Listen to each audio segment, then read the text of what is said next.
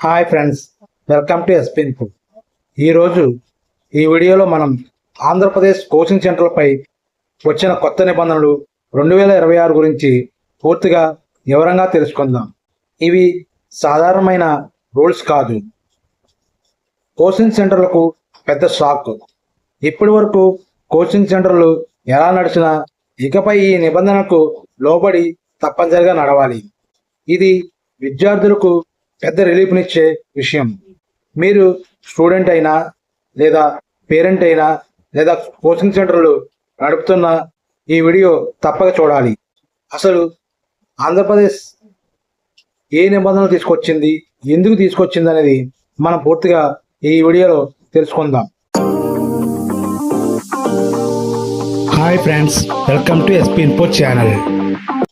ఇటీవలి సంవత్సరాలలో మనం ఒక పెద్ద సమస్య చూస్తున్నాం. స్టూడెంట్పై తీవ్రమైన ఒత్తిడి పెడుతున్నాయి ఈ కోచింగ్ సెంటర్లు. ర్యాంకులు, మార్కుల కోసం పోటీ, కోచింగ్ సెంటర్లో కఠినమైన నియమాలు, చాలామంది స్టూడెంట్స్ మానసిక ఒత్తిడికి గురవుతున్నారు. కొన్ని సందర్భాల్లో కొంతమంది స్టూడెంట్స్ ఆత్మహత్య ప్రయత్నాలు కూడా చేస్తున్నారు. ఈ ఆత్మహత్యలు కూడా పెరిగాయి. ఈ పరిస్థితిని గమనించిన సుప్రీంకోర్టు రాష్ట్రాలకు సూచనలు చేసింది. అందుకే ఆంధ్రప్రదేశ్ ప్రభుత్వం ఈ కొత్త రూల్స్ను తీసుకొచ్చింది. అసలు ఒక కోచింగ్ సెంటర్ని ఎలా గుర్తిస్తారు, అది కోచింగ్ సెంటర్ని ఎలా ఐడెంటిఫై చేస్తారనేది మనము ఇప్పుడు తెలుసుకుందాం. అసలు కోచింగ్ సెంటర్ అంటే ఏమిటంటే, సింపుల్గా చెప్పాలంటే 50 మందికి పైగా స్టూడెంట్స్కు కోచింగ్ ఇస్తే అది కోచింగ్ సెంటర్గా పరిగణిస్తారు. ఉదాహరణకు IIT, NET coaching, group exams, tuitions అన్నిటికీ కూడా ఇది వర్తిస్తుంది. రిజిస్ట్రేషన్కి రూల్స్ ఏంటంటే, ప్రతి కోచింగ్ సెంటర్ రిజిస్ట్రేషన్ తప్పనిసరిగా చేసుకోవాలి. ఇప్పటికే ఉన్న సెంటర్లు అయినా సరే 3 నెలల లోపు నమోదు చేసుకోవాలి.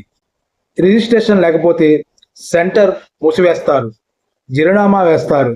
ఇది చాలా స్ట్రిక్ట్ రూల్. ఇది తప్పనిసరిగా ఫాలో అవ్వాలి. ప్రతి జిల్లాలో ఒక కమిటీ ఉంటుంది.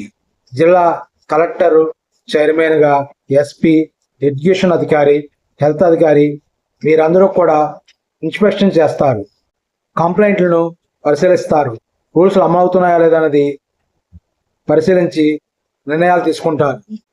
ఈ కోచింగ్ సెంటర్లో ఇవ్వాల్సిన ఫెసిలిటీస్ ఏమిటనేది కూడా ప్రభుత్వం నిర్ణయించింది. ప్రతి స్టూడెంట్కు కనీసం 1 స్క్వేర్ మీటర్ స్థలం ఉండాలి. ఫైర్ సేఫ్టీ సర్టిఫికేట్ తప్పనిసరిగా ఉండాలి. హాస్టల్ అయి ఉంటే 7 మందికి ఒక టాయిలెట్, 10 మందికి బాత్రూము, ఆర్ఓ నీట్ ప్లాంట్, సీసీటీవీ కెమెరాలు, 24/7 సెక్యూరిటీ ఇవన్నీ తప్పనిసరిగా ఏర్పాటు చేయాలి. మెంటల్ హెల్త్ రూల్స్ ఏంటంటే, ఈ రూల్స్ చాలా ముఖ్యమైనవి. ప్రతి సెంటర్లో వెల్నెస్ సెల్ ఉండాలి. అంటే సైకాలజిస్టు, కౌన్సిలర్స్ ఉండాలి. 30 రోజుల్లో మెంటల్ హెల్త్ చెక్ చేయాలి. స్ట్రెస్ మేనేజ్మెంట్ ప్రోగ్రామ్స్ ఉండాలి. ఇది స్టూడెంట్కి చాలా పెద్ద రిలీఫ్. స్టడీ అవర్స్ సంబంధించిన రూల్స్ ఏంటంటే, ఇప్పుడు టైమింగ్ గురించి మనం తెలుసుకుందాం.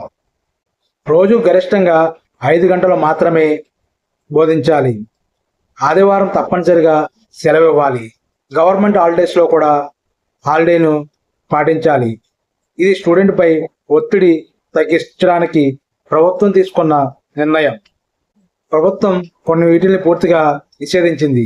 అవి ఏంటంటే, డమ్మీ స్కూల్స్, మార్కులు పబ్లిక్గా చూపించడం, ఫీజుల కోసం వేధింపులు, ప్రభుత్వ టీచర్లు కోచింగ్ ఇవ్వకూడదు, ఒరిజినల్ సర్టిఫికెట్లు తీసుకోవడం నిషేధం.